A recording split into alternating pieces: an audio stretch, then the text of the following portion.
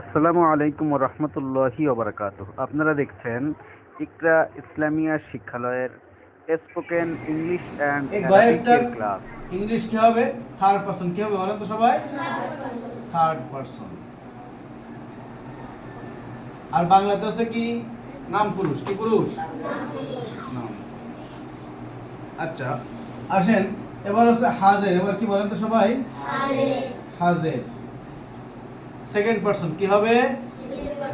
Second person. এটা হচ্ছে মধ্যম পুরুষ। কি পুরুষ? মধ্যম পুরুষ।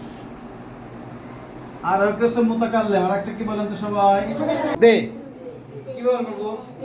তারা বা তাহারা। তারা বা তাহারা। এই তারা বা তাহারা কতজন হতে পারে?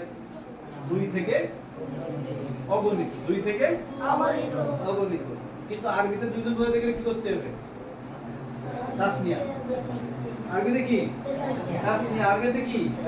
তাসনিয়া। আর তিনের থেকে অগণিত জামা। তিনের থেকে অগণিত জামা। তিনের থেকে অগণিত জামা।